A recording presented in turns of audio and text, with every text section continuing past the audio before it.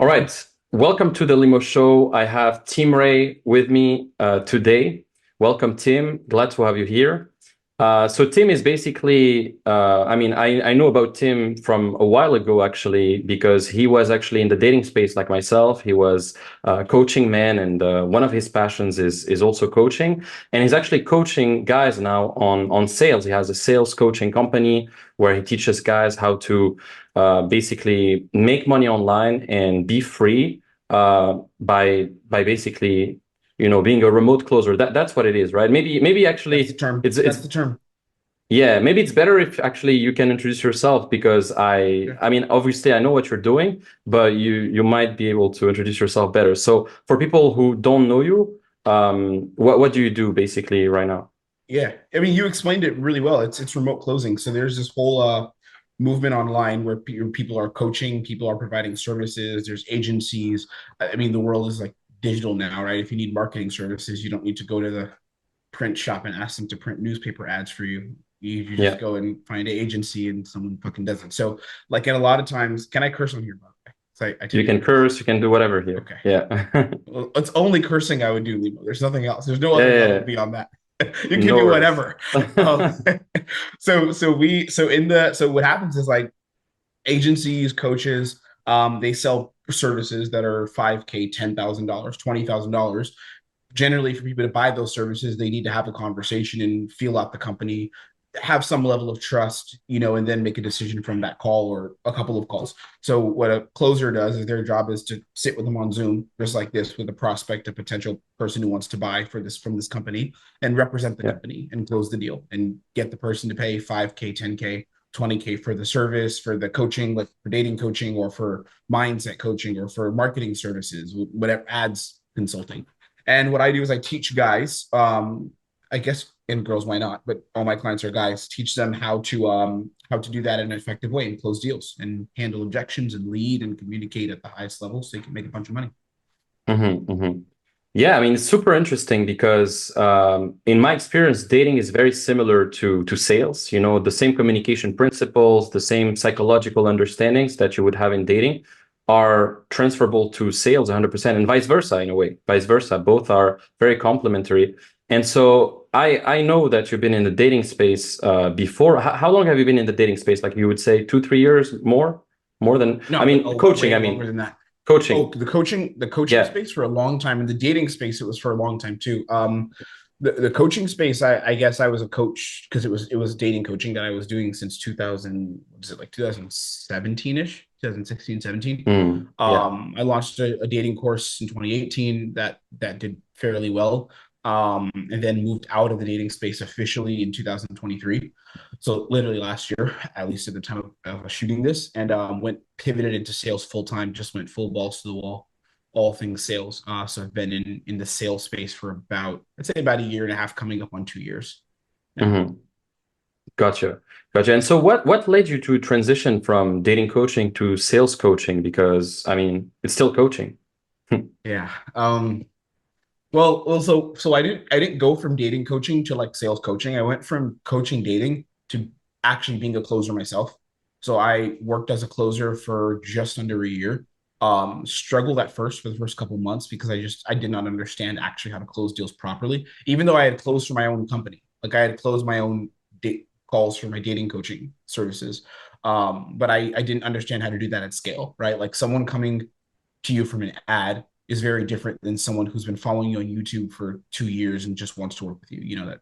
True, The yeah. funnel is Yeah. different, right? So I as a closer, I was getting like freaking 5, 6 calls a day, 5, 6 days out of the week. That was not good. I mean, the volume was great. I could have made money, but I didn't perform well because I just didn't understand how to handle that.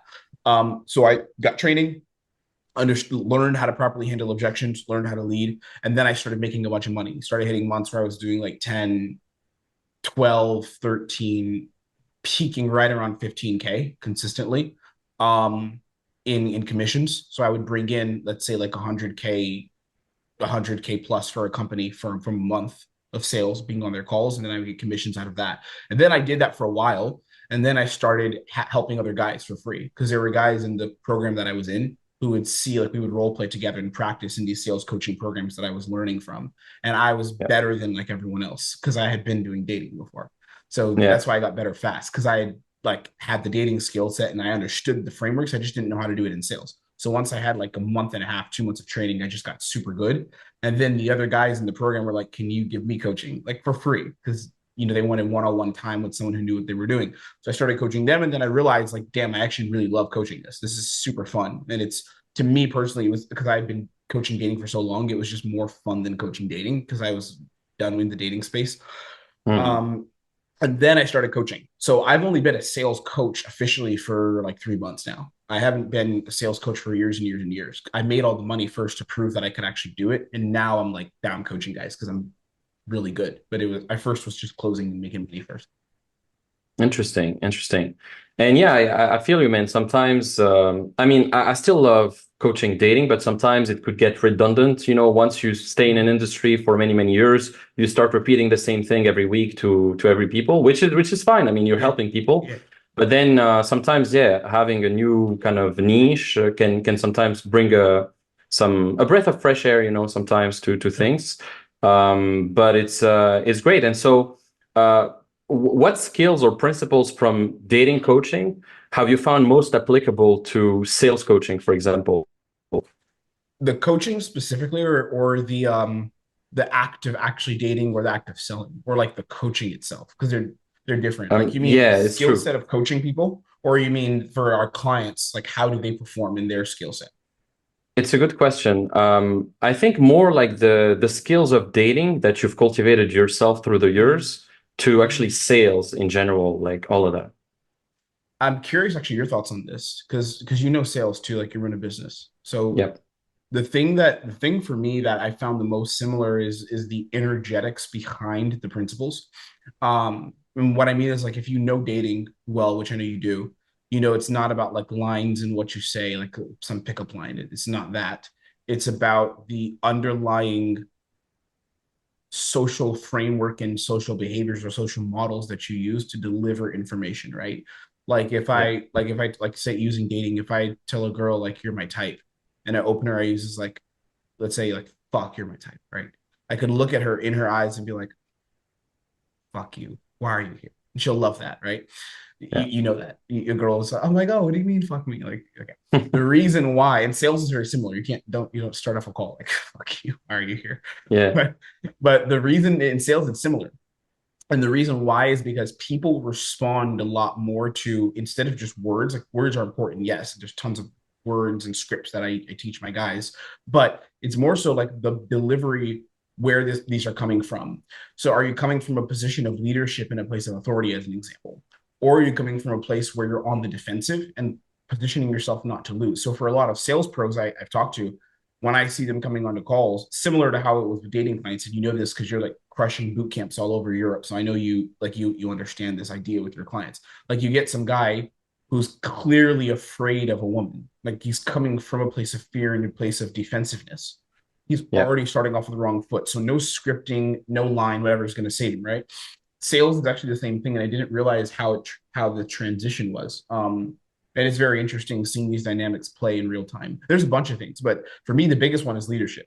Just the energetics behind leadership and where you're delivering information from and the place it's coming from. Those prospects, similar to a woman, can feel if you need something from them. They can feel if you're coming from a place of desperation or a place of defensiveness where you're like, I don't want to rock the boat and say something that's going to be too uncomfortable or get them too uncomfortable, Mm. right? It's interesting. Yeah, it's a good point. It's a good point. And I found that too. Yeah, you're absolutely right about that, about the fact that it's not about what you say, it's about how you say it, it's about your frame, your mindset in the first Mhm. place. Because you could have the best lines, the best systems, etc. But if deep inside you don't have a great sense of who you are, who you want to become, what value you're bringing, and all of that, it's not going to work. So there's that. 100%. Um, 100%.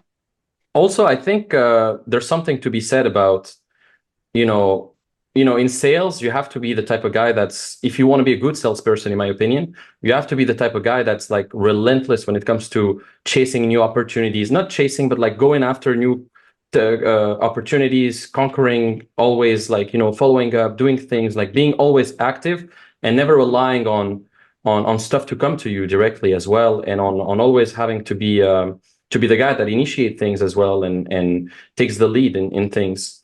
And Sales is I a very think, proactive game. It's continue, yeah, sorry, but sales is super proactive. You have to be active to win in sales. yeah. There's a great book. I think it was by Jed Blount, Ultimate. Maybe you know it. I forgot what the book is. One second. Jed Blount. It was one second. I'm gonna tell you the book exactly. Got the book. Yeah, it was Fanatical Prospecting. Oh, Fanatical fanatical Prospecting. prospecting. I know the book. Yeah, yeah, yeah. Yeah. And when I read that book, I was like, shit, this is exactly like dating a bit. Like you have to be kind of you have to always be on the go and always cultivate new Uh-huh. options, etc. Because if you just rely on, I mean, it depends what you want to have, obviously. But if you want to have, a lot of dates, a lot of opportunities with women, a lot of success, you got to be that guy who just Mhm. constantly approaches, constantly texts girls, constantly follows up, constantly leads, initiate things. Mhm. And I think it's kind of the same in sales in many ways. Now, obviously, psychologically as well, there's a lot of parallels. Or what did you want to say? Sorry, you had to I say wanted to something. ask you something. I wanted to ask you a question because it is interesting. Because I agree partly, but I feel like, and this is something I experienced, I'm curious, like your relationship to this. At a certain point, though, in dating and in sales, possibly, but at a certain point in dating, I feel like if your market value as a man becomes so optimized, um, and you set up structures in your life in terms of just lifestyle, how you communicate, the way you make plans, like the way you connect with people in terms of social skills and the way you bring people together, you can Yeah, almost dating can almost become passive for you, where you don't true. necessarily have to do so much outreach. I think that for 90% of men, yes, you have to outreach 100%. I know for me in my dating life, and it has to be this way to you, bro, to an extent, because I see your social media, you're a hustler, you're fucking killing it.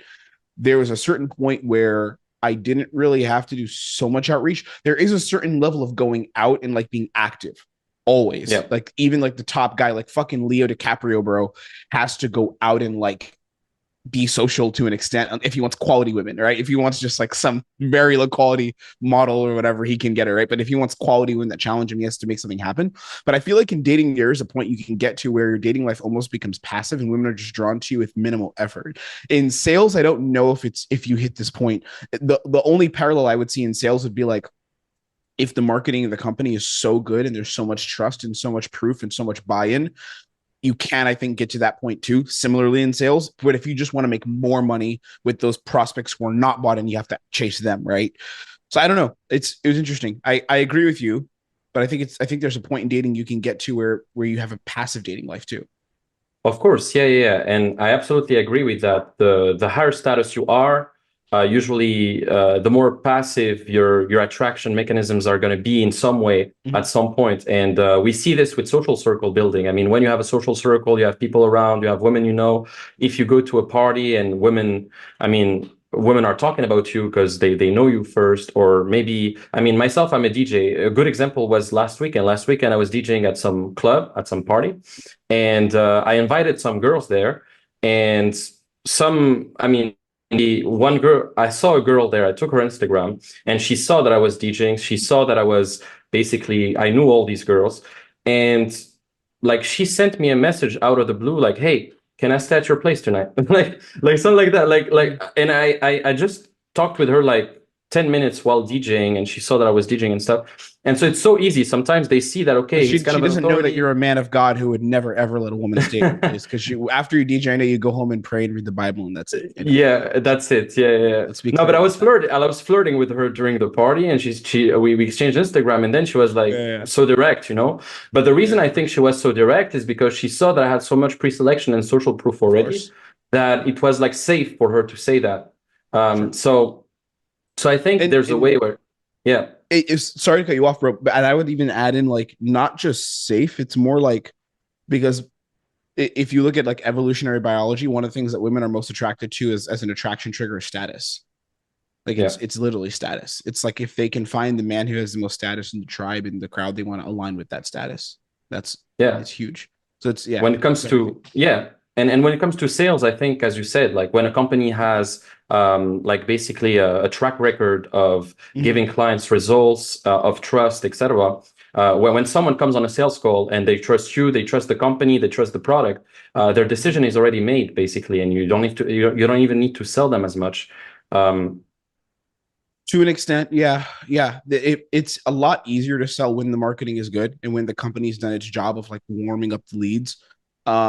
You're always going to have to handle objections. There was a sales, not with every prospect I'm saying, but in sales at scale, you're going to have to handle objections. There was a guy, I won't say his name here, but he closes for Tony Robbins. He was in the program with me the sales training program I was in, and he closed for Tony Robbins. And the sales trainer would always use him as an example, like this guy, will call him John. He's like, John, who's doing calls for Tony fucking Robbins, like whatever, 5, 6, consulting calls. That's what they call them, but they're sales calls per day, 5 days a week. He has objections on like 50 to 60% of his calls for Tony Robbins. And yeah. it's like 1 degree away from Tony. It's literally not some Tony Robbins affiliate. He's literally on Tony Robbins' executive leadership team doing calls, right? Like big Mm. 10 to 50K deals as in price point, right? And those people still have objections because when their card is on the line, when this like piece of metal or plastic, whatever it is on the line, bro, there's fucking fear. Like there's fear of myself, fear of themselves, fear of the future, like the unknown, fear of stuff that might have happened in the past. Mm. Not even like trauma, just like I invested 10K before in this agency and we didn't make money from it. So I have to think about that before I buy. So it's like Yeah. you're still gonna have to handle objections, and that's why I think a lot of sales pros stay broke because they don't know how to handle objections, unfortunately. But Hmm. that's the game. That's true, yeah. And I had a period like that too. To be frank with you, like I had a time where I felt like I was kind of so high status. I mean, I'm not so high status. I'm okay, but I felt like in my sales call, I was so high status in a way that, Yeah, oh, I'm too yeah. good. I'm too good for dealing with objections. If the prospect doesn't want to buy, I'm not going to force it. Fuck it. On to the next. Mm-hmm. And I felt like I was almost too good to deal with objections, and I felt like it would be lower value for me. Like I would lower my value if I would like try to kind of deal with objections. I had that Mm-hmm. sometimes, but now I Yeah, I agree. I'm more into like now I'm the type of guy when a guy has an objection, I try to go deep with him, even for sometimes 15 minutes, 20 minutes, trying to go over everything. But before mm-hmm. I was like, oh, I'm too good for this. I don't need to deal with Sure. objections. If the I felt prospect the doesn't same want way to too. do it, fuck him. Yeah, I Yeah. felt the exact same way. Uh, But then I was losing money, and I was like, okay, I need to make money. yeah. Yeah. And sometimes you don't want to force it, but you have to realize that forcing a little bit is actually the best way to help them, because they're just they're just sabotaging themselves. If your product is good, that's how you truly help them. Mhm. Exactly. Or I would even add in, like, I agree with that. If the product's good, you owe it to the prospect, assuming you want to actually help someone.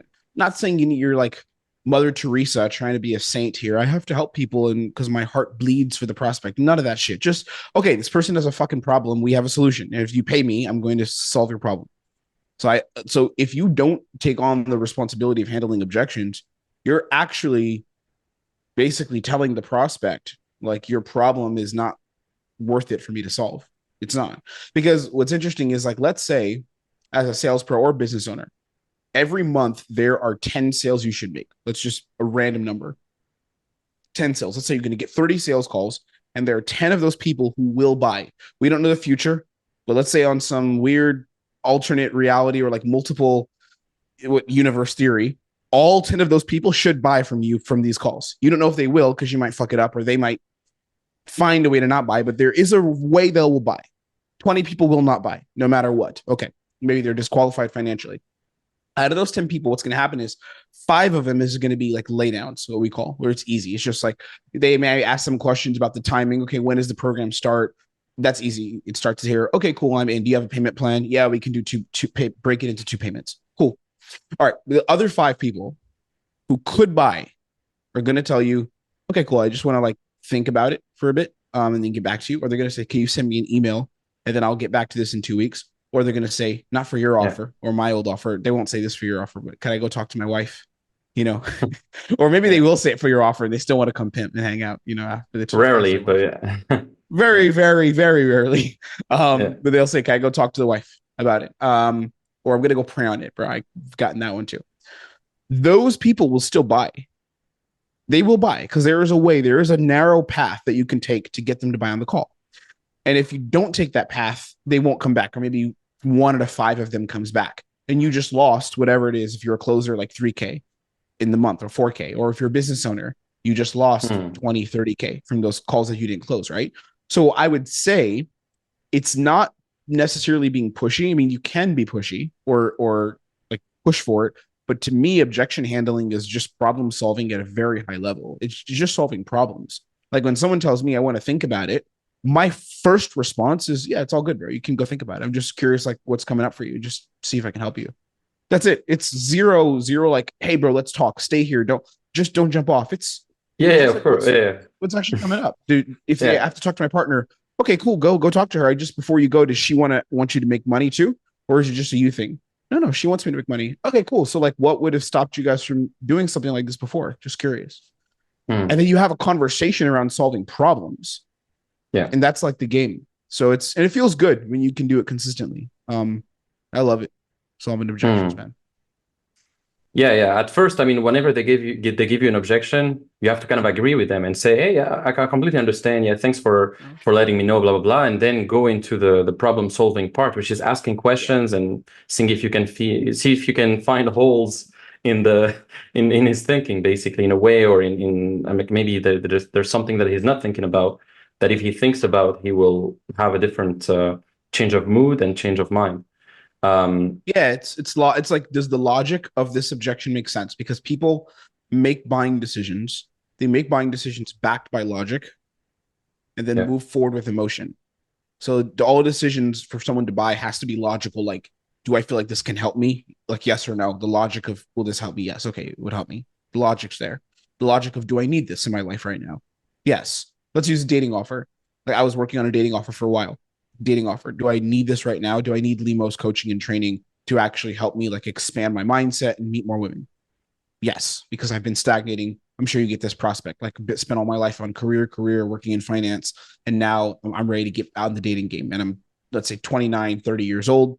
I want to get a girlfriend maybe in 3, 4 years, but I've only been with like 3 girls, and I just spent time like in business the whole time, right? Okay, Yeah. cool. So now the logic makes sense. But then, in order to transcend the fear, because there's fear preventing them, when someone says, "I want to think about it," or let me get back to you, it's not like they're shaking in their boots, like shuddering, but it's just that there's the unknown, right? And for them to pay 3K, 5K, 10K, whatever the price point is, for them to pay that, they're taking a risk. They are 100% taking a risk on their end and trusting with the best of their knowledge that after they make this investment, that there will be a return, whether that's an emotional return or like a lifestyle return, dating or business return, business coaching, something like that, right? So there is an Mhm. element of fear, but the key is like, can the emotional momentum of them moving forward to a sale, can that transcend their fear on the call? Because then they'll buy. And the key is getting those emotions when you're handling objections and making sure the logic all makes sense and the prospect knows the logic makes sense. So there's no logic that would prevent them from doing this. And if there's no logic preventing you from doing this, okay, then what's left? It's just actually, Mhm. do you want to make a commitment to yourself to be this kind of man who can meet women? Yes or no? Yes. Okay. And are you ready to put in the work and take action? Yes. Okay. And why? Because you don't have to, because there's the emotion. Okay, then let's get started, brother. Like, what else is left? There's nothing else left. Be that man. And then you have like you close. It's logic and emotion. That's the game, man. Hmm. That's the game. What do you think works best? Like when someone says, for example, because a lot of people say, "I need to think about it. I don't have the Mm-hmm. time." But Mm-hmm. usually, the main thing is the money. In my Mm-hmm. experience, I mean, Correct. one of the main Yes. things is the money, Yeah. 100%. And so usually myself, I mean, what I revert to doing, and which is not the best thing, is I try to kind of give them a discount and then another discount and then Mm. see what they can work with.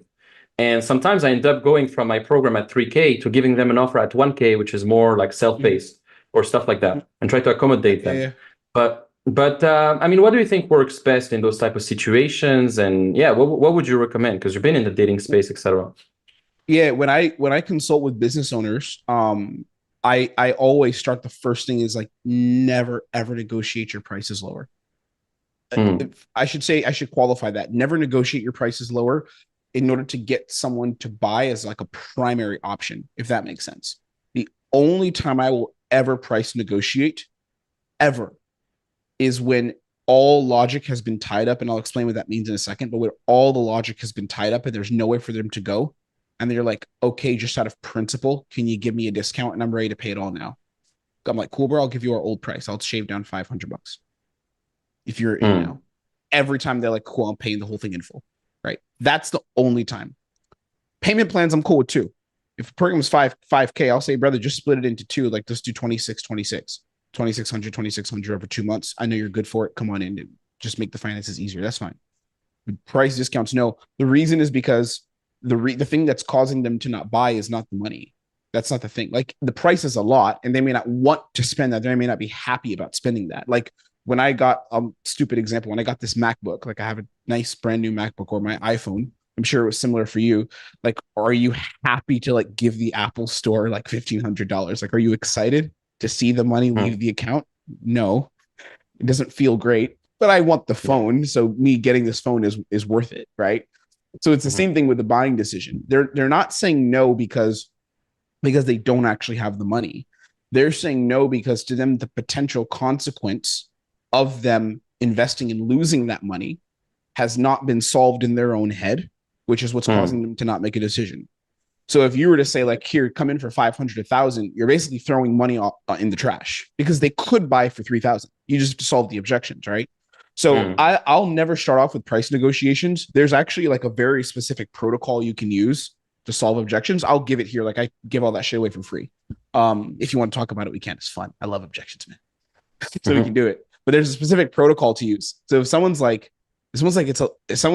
it's a lot of money, the first thing we always need to do, we call these, the way I train my guys is I call it lines of logic. You have to make sure that your logic surpasses and beats theirs. Someone's logic's going to win. So when a prospect tells me, if they're like, okay, this sounds really good, that's just a lot of money, man. There's a bunch of ways they could say that. Let's pretend it's that. The first thing I'll do before we do anything, I'm going to almost cut them off. Like, right after they say that, I'll say, yeah, it is a lot of money. Um, what you want, like, in your future, we'll use dating. What you want in your future to be able to, like, find like your dream woman and be able to date a bunch of girls over the next year, brother. That's also a lot, right? Like, I think that's more valuable than like a fucking Tesla, which is like 65K. Would you not agree? And they'll be like, no, yeah, yeah. Okay, cool. So finances aside, all right, that logic is now off the table. So you can't come mm, back to it. Can't use it again, right? Because it doesn't make sense anymore. You've handled it. So now we need to figure out what's actually going on, because it's not the money, because they have the money. Assuming that you screened for finances before, if some dude has $200, you can't do anything, right? But yeah. he has the money. So then after that, we need to do something called double buy-in and double buy-in. Because again, logic first. You can't handle objections with a person. Same thing in dating, by the way. You can't handle objections or move something forward if the person doesn't actually want to do it or see the value in it. It's like taking a girl home from the bar. I'm sure you teach this to your guys. Yeah. A girl's not going to want to come home with you if she's like not attracted to you. Attracted Yeah. doesn't mean she thinks you're like Henry Cavill or like the most handsome man in the world, right? But it just means where there's some significant part of her where she's like, if I was trapped on a desert island with this guy, I wouldn't be mad. Like, I'd be like, okay, cool. I'm okay with him. Like, he's cool. I would say yes to. I would swipe right on Tinder. Yeah. So in sales, the same thing needs to happen. So after I move the finances and the logic of it aside, the next thing is logic about working with us in the program. So I'm going to ask them first. I'm like, just curious, like, based on what we went through here, as far as the process, moving aside finances and all that, do you feel like this actually can help you to be in a position where you have the kind of relationships and you have the dating options you want? Yes or no? Just that. Because I need to know if they're on the same page as me. Because if they're not, if they're like, I'm not sure, okay, I'm not handling any objections. Now I just need to know, what did I fuck up in the pitch? Because they should think by this point that my program is God's gift to all men. They should think that. So normally, if you've pitched correctly, they'll say yes. Yeah, and I feel like it can. It's not enough. Why do you feel like it can? Like, can you break down exactly why you feel it can help you? They'll explain why. because the accountability, because this, because that. I think the support, 3 months, all that. Okay, cool. Awesome stuff, man. Very good. If it's just finances, I'm breaking the role play for a second. If it's only finances they're talking about, then I probably won't say anything outside of finances and just talk money with them. A lot of times it's other things besides finances, but you can test it. And the way I test it is I'm just like, let's say, dude, we were to drop like freaking 5K right now in your lap and just God gave it to you from heaven. Would you invest it here to start the program? You're like, yes or no? Like, would you begin? And if they say no, you're like, or they say, I'm not sure, I don't know. Well, now we have the real thing. So what's actually coming up for you, brother? Like if they're like, I'm not sure. Okay, what's really coming up for you? Just to see if I can help. And then we'll get the answer. It's either going to be some fear of the past. It's going to be, I'm really busy. I don't know if I'll be able to use this. We have to handle that. Something's going to come up. Or just be finances. And if it's just finances, you're like, no, it's really good. I just have a lot of money. Yeah, it's not, I mean, I have a lot of expenses. No worries, brother. If we were to break it into like a payment structure over a couple months, would that help you to move forward today? Another test. They say no, it wouldn't help me to move forward. Okay, it's not finance, it's something else. If they said yes, it would help me to move forward. Well, there we go. You could do it in 2 months or 3 months. Which one works for you? It's a process of discovery. Yeah, it's very interesting. It's very interesting. And thanks for sharing all that, by the way. I think a Sorry lot for of the the rant. listeners, no, it's good. A lot of the listeners and the viewers are going to find a lot of value in it. You're literally dropping bombs on the podcast, so it's Boss. it's great. It's great. Dropping some sauce, some sales riz. Sales race, my guy. This But stuff is super fun, man. Handling objections is really fun. And when you know how to do it, it's a skill that'll help you for life. And it shouldn't feel like pulling teeth. It's just a conversation. Like it's really just a conversation, just a problem solving conversation. That's mm, it. yeah, yeah. And by the way, like when I said discount earlier, I don't really discount like the mentoring. I just give them another option with less support. Basically, I give them Downsell. an yeah, downsell basically. Yeah, yeah. Because that's something that could work for people who only have a limited budget. They don't have the 3K, for Mhm. example. They only have like Mhm. maybe 500 or 1,000 that they can spare. So then I would give them that because sometimes they don't want to do the two times 1,500 or two times 2K or But whatever. that's the key. So They don't want to do it. They can do it. They don't want to do it. Is it they don't want to do it because I know your program is packed with value. Like it there's no way it's not. I've seen your stuff. So is it that mhm. they don't want to do it? Because if they don't want to, I'm going to figure out why you don't want to do it. Or is that No, they they don't want. can't do it? A lot of them can't because they don't earn enough or they don't have enough spare cash per month. Mm-hmm. Because otherwise, that Sure. would basically they have rent to pay, they have stuff to pay. But do Yeah, you yeah. think like what do you think about future projections also on the call? Basically, to deal with objections, like future projecting a future state or a future situation, so that they feel like basically what they're going to get in the future is worth so much more than like the pain of just pulling out their credit card and being like having it sting a little financially for in the Mm-hmm. short term, basically like future projecting. Because what I do You. sometimes, sorry, one last thing. What I do sometimes is I like to say, okay, what's the worst thing that could happen and what's the best thing that could happen? Because the worst thing would be, yeah, maybe you spend $500, $1,000, and maybe it's gonna stink for a few days, but you're going to know exactly what to do with women. You're going to know exactly how to do it, and you're going to be able to get dates for the rest of your life. Or like basically, I give them like the worst thing, the best thing. Mm-hmm. What do you think about this technique of like? The idea, so it doesn't go into the objection handling frameworks that I personally teach. The reason is, and Mm, I've heard this, it's who does that? Is it Cole Gordon? I think who teaches that. Yeah, it's Jordan that Jordan it's Belfort Cole too. Gordon, Jordan Belfort. The reason I'm not a fan of it, at least with modern sales, like the remote closing stuff, from what I've seen and the people I've learned from, is because it allows the prospect to have a to almost lead themselves with their own logic, and it gives them like an open field. I don't want there to be an Mm, open field like what if you did this or this? What are your thoughts? I want it to be either a yes or a no. Like a crossroads. Like either a crossroads, you become this person or you become that person. So I would say I would do a version of that in objection handling, where it'd be more like we'll keep using the dating offer. Let's say I probably would tell them, I'd say, brother, there's like one version of you who walks away from the future he wants to have, and he doesn't get that because of the uncertainty about what's next. But I know you do feel like we can help you, or you wouldn't be on this call, correct? You see, I'm not giving him an open road, just like a yes or no binary, like a crossroads. He Mm. says I yes, like that. yes. Okay, good. So that future version of you, then, that future version of you who is connecting with women, who does have dating freedom, who does have the lifestyle he wants, who is happy and confident in himself, what's the decision that he makes here to make sure and secure that that happens, brother? Frankly, it's not walking away and taking more time between himself and that future. It really isn't. You definitely can make that decision here. That's a yes or no. That's a no. Mm. He'll It's a be good point. confronted. And it's also, they'll be uncomfortable and stuff. And you say, "What's coming up for you?" And you just dig deeper, deeper, deeper, and close the Mm. doors of logic. Yeah, yeah, yeah. That's a good point.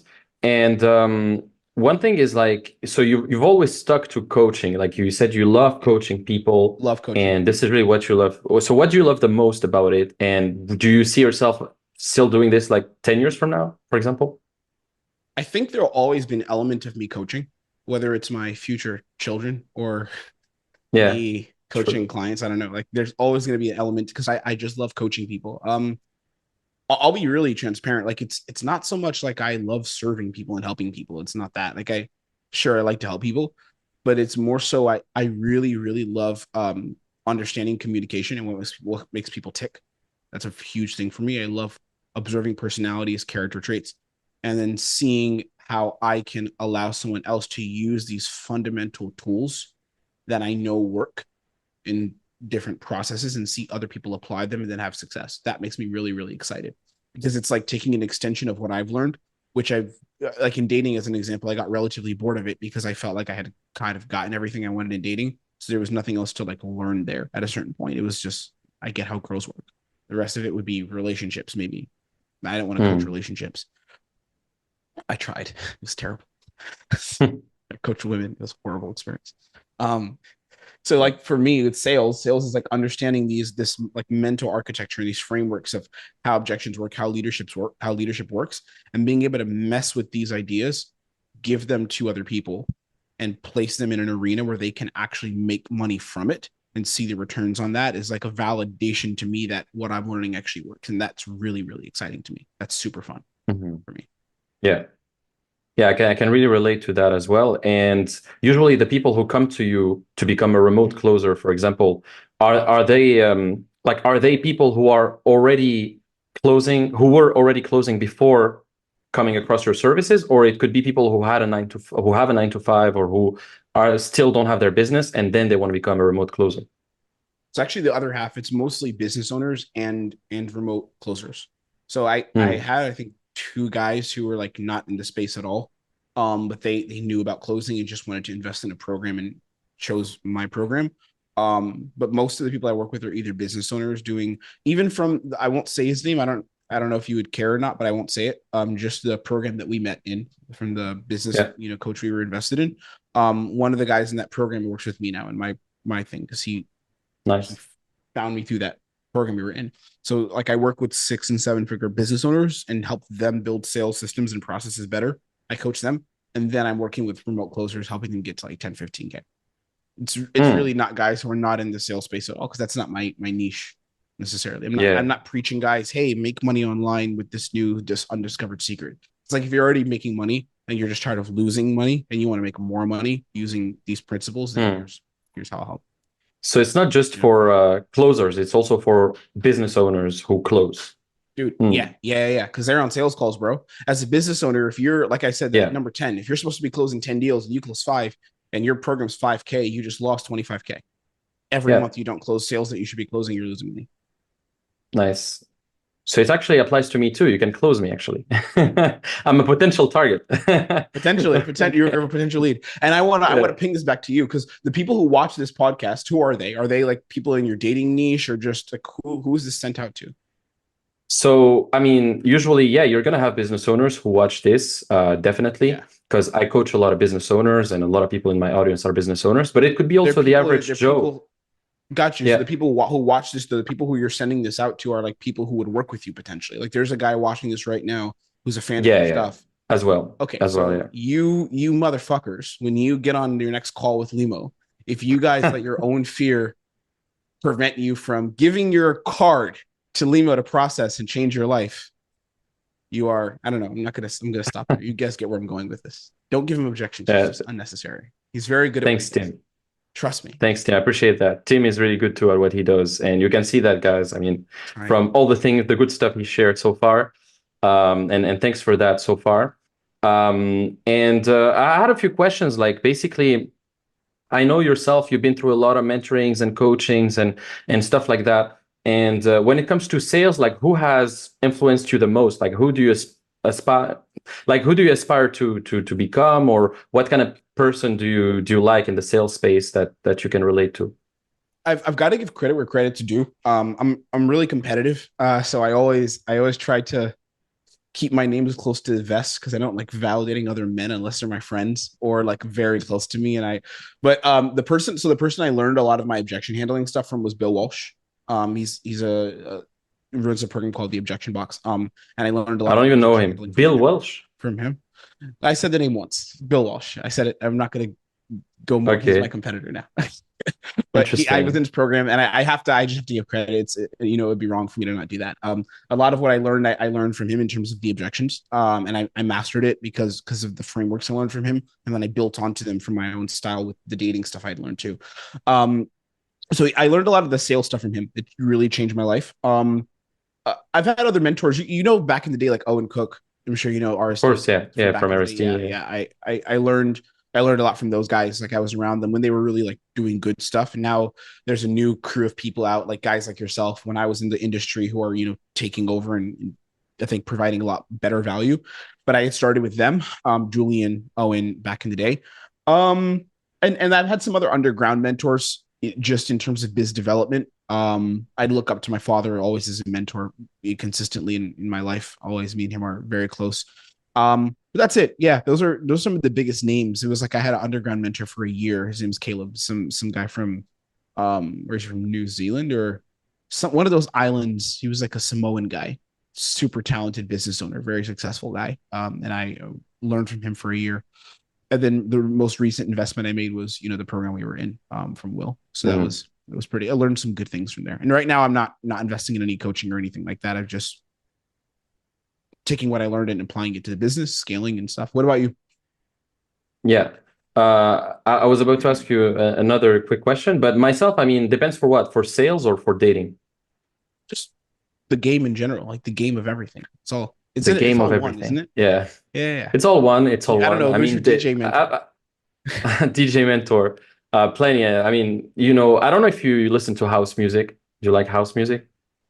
I like house music, but I don't.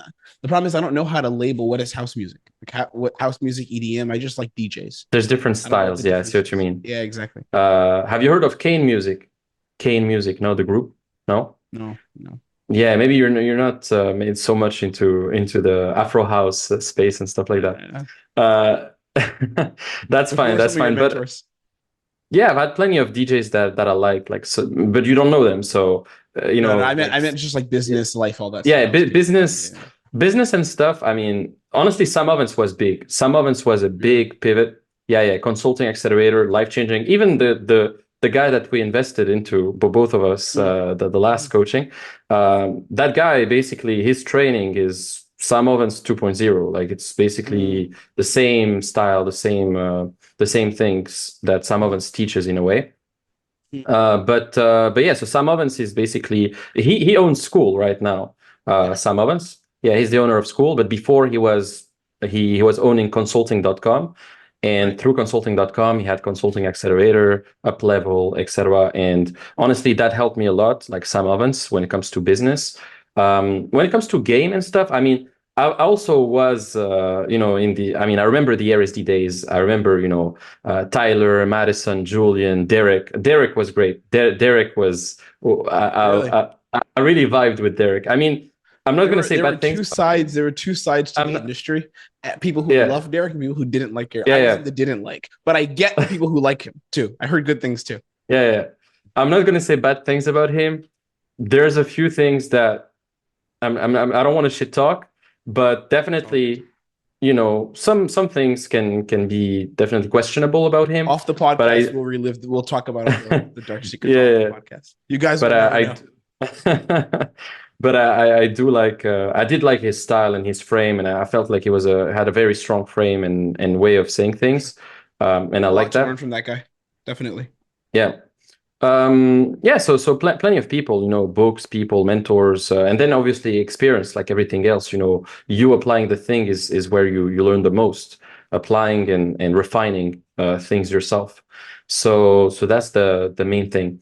I had like a question. So we talked about mentors. What about books though? Do you have a favorite sales book, for example, that you give your clients or something like that? I actually haven't read any sales books. Okay. All the sales training I've gotten has been like from coaches, sales coaches and mentors. A lot of YouTube stuff, watching people's calls, and then like you said, experience doing it live. I have books I have learned a lot from, but just not sales books. Like I Hmm. haven't learned Yeah. sales from books. I a huge fan of Psycho-Cybernetics by Maxwell Yeah. Maltz. Great book. I live by that book. I think Reality Transurfing from Vadim Zeland is also very interesting. It's weird, but it's interesting. Yeah. I believe in that a lot of the stuff in that book about different life. What is it called? Lifelines, timelines. I forgot the thing it talks about. But Life that's pendulums. interesting. Pendulums. Pendulums, but then he also has like I think it's called lifelines. Basically, Yeah, like it's he very talks about it too. adjacent to quantum mechanics and how there's different realities you exist in depending on the Mm, choices that you make at different times in your life, right? And aligning yeah. with the right decisions. It's funny Very how, interesting. yeah. No, I was saying it's funny how so many people actually recommend this book nowadays. Like so many people say, tell me this book. And it's a very particular book, honestly. I mean, I vibed with it a little bit, but for someone who isn't into spirituality and stuff like that, can be very, very hard to relate to. It's hard to digest. It's very hard to 100%. digest. Absolutely. It is. It is. It's the fringes. Power of Now is also really big for me. I love Yeah, that book changed amazing. my life. Eckhart Tolle. Yeah, it's a classic. Yeah. In terms of business, I love my favorite business book is $100 Million Offers by Alex Hormozy. I made so much more money after reading that book because I just built my offer around his book. And copy pasted everything he said and did really well. The offer I have now, I based it off of that. Um, any other business stuff I read, I think From Good to Great is really good. Another one is this. There's this golf coaching book. It's called How Champions Think. It's not about golf, but it's from a golf coach, Dr. Bob Rotella. He's a professional golfing coach, and it's called How Champions Think. And I just went over it with my guys in our group. It's one of the best books I've read, and it's huge on personal development and success patterns, success theory. It's very interesting stuff. Interesting. Yeah, those are Yeah. some of my big ones. Awesome, awesome. And so I had another question. So yourself, I mean, you're a high performing guy. I see the boxing gloves in the background. You do Some boxing. You go to decoration. the gym. You have I some box nice daily. habits. Yeah, you got some great habits, etc. Do you have like a kind of a daily kind of routine as a high performance sales guy, or that you give your clients, or not really? Like anybody can. I always feel weird with the questions around routines. Not because the question itself is a problem, but it's because I feel like there's so many different ways to like execute. And I don't know if I'm sure you know Alex Ramosi. He talked about this. Yeah, he talks He was about the saying, routines. Yeah, are kind yeah, of but he bullshit. he's Yeah, like, yeah, he's anti-routine. He's like, he yeah, just like wakes up, has a coffee, and just sits down and like works. So for yeah. me, what I will say is this: I do have a routine. Actually, I do have a routine. But it's more like a routine to find like balance and consistency. I don't have a routine like a self-development routine. I don't have that. I just have Hmm. things that I won't do and that I'll minimize doing in my life. Over like right now, my thing is sugar, and it's gonna fucking kill me because I love sugar. But I'm gonna go without sugar as long as possible. Besides natural sugars like apple, berries, and stuff like that. I love candy and it's bad. Um, Yeah, if you ever see me on a sales call, I literally am like eating candy on the really. sales calls. Yeah, it's terrible. Um, so what I'll do is I have things I minimize, like porn, sugar. I always have to sleep 8 hours. I just have standards. I'll have always sleep 8 hours. I minimize scrolling as much as I can. So I'll have like I'll kind of cut out scrolling to an obsessive level. I'll turn my phone on grayscale at times, like for most of the day, just so I'm not stimulated by the popping colors and I just don't even want to look at my phone. Hmm. I'll do that, and then I wake up always after sleeping 8 hours. So I don't have a certain time I have to wake up, but just I'll sleep 8 hours, and after 8 hours I'm awake. and then I'll walk my dog in gym and then work. So outside of that, there's no like routine. I think I just described a routine, but Yeah. that's the routine. Like it's just I get to work as fast as possible. Leave my house Mm. sometimes, go out to a co-working space that I rent, like an office space, because I like working outside of the house. Today I'm in my apartment, but if I don't have calls or meetings and stuff, or if I'm not shooting YouTube videos and it's just writing ads, writing copy, building up the course, I'll write stuff like I'll just go to the office, go to a cafe, see pretty ladies while I'm working and stuff, and be around there. It's more Yeah. motivating, more stimulating. That's me. Hmm. Nice. And I mean, because honestly, myself, for example, I love to take sales calls after a Mm-hmm. great session at the gym and a sauna. Like if I do a Mm-hmm. great session at the gym and a sauna, I feel so in the zone and so relaxed Mm-hmm. that when I'm on a sales call, I'm like so chill and so like basically I feel good, super good, you know. Whereas if I just take a sales call just after waking up Mm-hmm. and I didn't go to the gym yet, eat yet, I didn't do anything yet, I'm still going to be sharp. Like I can still be sharp. I know how to speak sharply, even though I didn't sleep well or whatever. Mm-hmm. But still, I'm still going to feel a lot better if I go to the gym and sauna and stuff like that. You don't have that yourself? You don't feel that first? Nah, No. I have things I need to do. Like I need to sleep well. I have to do that. I actually I'll be straight up, man. I hate working out. I work out 5 days a week and I work out hard, but I hate working out. I still haven't gotten to the point where I love it. Today I was in the gym with my trainer and we ended the workout. I'm walking out of the gym and I just screamed. It's like a small gym. We all know each other. And I just screamed, I fucking hate lifting weights because it was tough today, man. I have a neck injury and it was freaking hard. So I don't Shit. like working out. For me, bro, I just perform like I treat it like an athlete. Like I have routines again that help me kind of perform consistently, but it's like I just have to show up and just have to work. Like I have to do it. At least with sales calls, taking 5, 6 a day, I felt like shit half the time, but I'm like I have to do it. So I just learned the skill set, and Mm. skill sets over everything. Um, I must say though, for Do creating content and making YouTube videos, I have to feel good, and I have routine for that. mm. Nice. Do you feel like anybody can become a great salesperson, even if they're really introverted, even if they don't have the right personality type, or Would it be personality type? Actually, it's not intro. Well, personality type, yes. Introversion, that doesn't matter. I think you can do fine at sales if you're an introvert. I don't believe you need to be social to do sales. It's not really about that. And I know many mm, introverts who are charismatic as fuck, and they're fine. Uh, I haven't answered. I haven't found the answer to this question yet. Because what I do know is that there has to be a certain level of fearlessness and willingness to go through resistance that you have to be good at sales. You have to. I don't think that everyone has that. And in terms of the technique and the scripting and the structures, the strategies, yes, everyone can learn that. That's fine. But but really leading a person and stepping into leadership, I don't know if everyone can do that.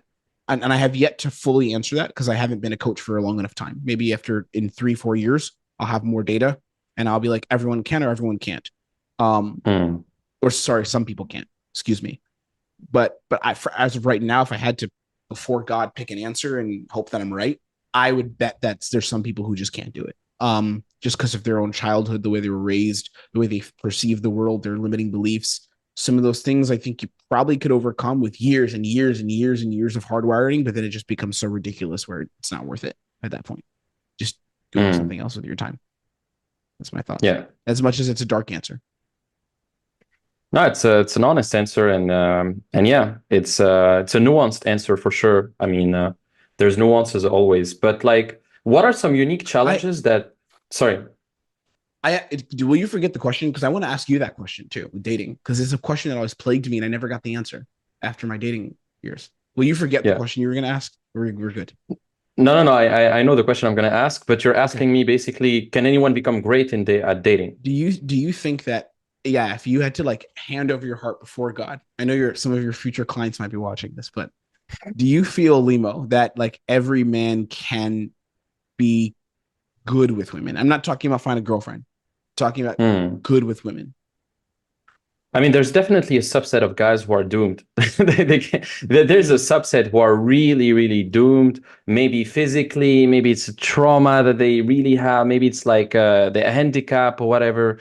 They're never going to be as good as a guy who doesn't have all of that. They're never going to be as good as a guy who Mm-hmm. doesn't have all of that. But they still they can still learn, they can still be ahead, like even psychologically, of 99% of the other guys. They can still learn a lot of things and still get a bit of success, but it's never going to be as good as a guy who has more ease in many other ways. So I think some guys have more Interesting. ease than others. Some guys, I mean, any guy can learn, any guy can improve, but certainly some guys are more cut out for it than others.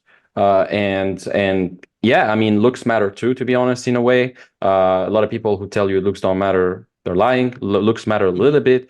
However, you can compensate, obviously, with good personality, a strong frame, a strong mind, all of that. But looks matter, money matters, status matters, a lot of things matter.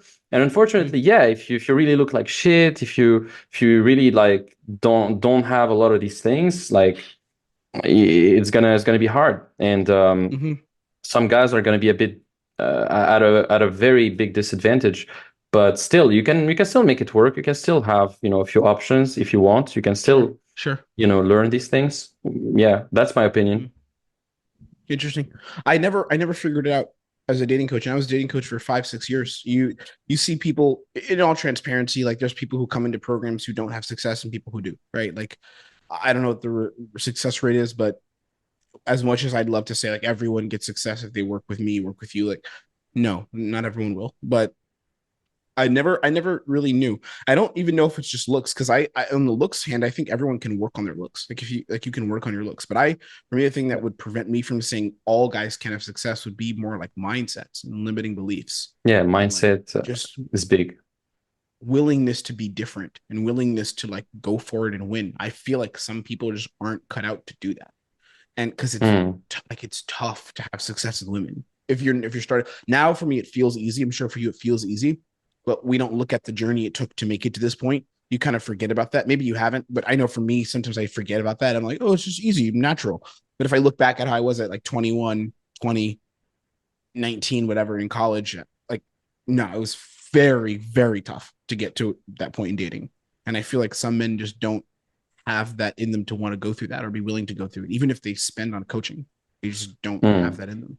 And in sales too. Same thing in sales. Yeah, I same in had two business, people same in drop out of my fitness. sales program. Yeah. Same. It's same for everything. Some guys are just not gonna be, just don't have what it takes to attain a high level in a skill set like those, and that's the sad reality. That's it. But yeah, it's funny because now basically you transitioned from B2C kind of to kind of B2B, like you're working with businesses, with business owners, etc. So I was always wondering because in my opinion, like there's more money in working with B2B usually because it's guys who are already making money and you're in the making money space, making more money space. So do you feel like do you think that the sales aspect and the making money aspect of your business is a lot easier with your offer right now than dating? Or do you feel like, yeah, I mean, both are the same, Yeah, B2B no, and it's B2, easier. B2C?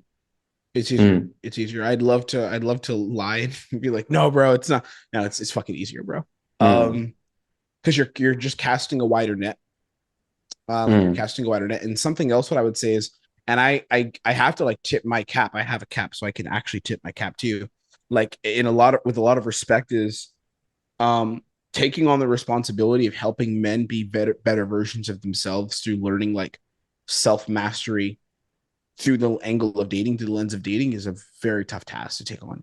And I gave up on mm, it. Like 100%, I gave up on it. And I've had a lot of success doing it. I made hundreds of thousands as a dating coach, but I could have taken it further, not just into business. I'm saying help more guys. We were on really onto something interesting, and I gave up on it and pivoted to sales. Um, it's very interesting because what I found is, and one of the struggles I found, and I'm telling you guys, like some of you who are watching this now, have followed Limo, who are sitting in the shadows, there's always those people been looking at the videos. You've clicked on the little funnel once and looked at his Calendly and then exit out of it. You know who you are because I've been there too myself in those situations. One of the big reasons why a lot of guys don't see success is because they just keep putting off. Like, I'm going to handle my dating life and relationships now. I'm going to handle it. I'm going to put it off. I'm going to put it off. Like now yeah. is not the time to make time for it yet. It's not the time yet, right? In sales, in teaching and working with businesses, and I'm still B2C because I work with closers who want to make more money. So it's like a hybrid. They're not business owners, they're closers. Um, for them, I never get like any objection around it's not the time. It's always just like finances, or do I trust you to help me get results? Are you that good? Right. Mm. So with dating though, I think it's way harder because there's so many guys. When I had an appointment setter, like doing my DMs on Instagram like a year and a half ago, 2 years ago, and we would look at the DMs together constantly, guys. I'm just working on myself, bro. I'm just working on myself. Bro, True. like I meeting, get that too. connecting with women and handling relationships is a part of working on yourself. It's like you have health, wealth, and love. Love is a part of working on yourself. It's a journey of self-discovery, having a woman who's invested in you and cares about you, or multiple women. That's part of self-development. At least that's how I think about it. So it's 100% more difficult. Definitely the dating space. You can make money though. You can make lots of money because guys need help. Yeah. Just there's a lot Yeah, more and it's limiting a beliefs. Hmm. Yeah. Yeah, it's definitely a broad market. There's some money, etc., to be made, that's for sure. But even myself, I have to relate to you. There's a lot of people which time is a big issue. A lot of guys who, unfortunately, a lot of guys who are very interested in dating, most of them are broke. Most of them are broke guys, because a lot of them, like they're broke, like they're either students or they're either like just starting out, like they want to date, but they don't have the finances, or they're too Mm. preoccupied with learning dating that they don't make time for really handling their finances. So a lot of them, yeah, there's a lot of problems like that, whereas in a B2B space like yours, I feel like people have already an established thing, they already have some money, they think about money. So I was Yeah. always wondering, yeah, because to be honest, I thought about transitioning into more like business coaching, stuff like that as well. But then also I didn't want to be like a kind of a niche swapper. I see, because I saw I mean, I'm not talking about you. I'm not talking about you. It's great. It's a good move. It's I a good feel move. attacked here, guys. You've seen it live. Nah, Limo attacked me. Let's cancel it. nah, I was attacked. at all. But I know like a lot of people that, they niche swap like in different things, and then they don't end up mastering and really being at the peak of that field, for years. And 100%. yeah, and so that's always a dilemma. That's always a dilemma. But Yeah. yeah, no, still love coaching, dating. I still see myself dating for a long time. Maybe at some point I will coach about business too. I'm curious yourself if like how do you see the future of your company? Do you want to expand this to having other instructors below you who are also instructing sales? Sorry. Do you want to do seminars all over the world and teach sales? Like, for example, maybe Daniel G, or the other guy, Jeremy Miner, Jeremy stuff like Miner. that. Yeah, yeah. Yeah, or Andy, the guy who sells cars, the guy Andy who's like Elliott. super Yeah, yeah. tough. Yeah, yeah, yeah. All these guys. Like, do you see yourself a bit like these guys at some point, or not I really? want to build the RSD of sales. That's what I want. Hmm. Super fun for Interesting. young guys. Not weird shit. And I think we're almost there in the industry, in the market. The only thing that's missing is that no one shows their sales calls. That's the thing that's Hmm. missing. True. I'm Yeah. showing mine. No one shows their sales calls. They don't show their sales calls. Remember how RSD started putting out their like footage and it changes the game? People don't Hmm. show their sales calls. I don't know why. Fear or whatever, or privacy. But yeah, so I want to build that. That's my goal, man. Show a lot of proof, show a lot of footage of me closing, get my guys super good, my people I train. So there's a couple guys I've really have my eye on now that are in my space and my community who are elite level guys that are building up to a really high level. Get them good and bring them in, and we built some cool shit, man. I already Hmm. have the channel, so keeping the channel going, putting out better content, making the content fun, relatable, combining self mastery, self development with sales, elite objection handling, all that, and show proof, proof, proof, proof. Here's me closing deals. Here's the deals. Here's the deals. I'm not just talking. I'm showing you. That's it. Hmm. That's the game. Yeah, I like the story you posted very recently of a call that you closed in the story, and that was really interesting. So no, those are great, man. Those video breakdowns.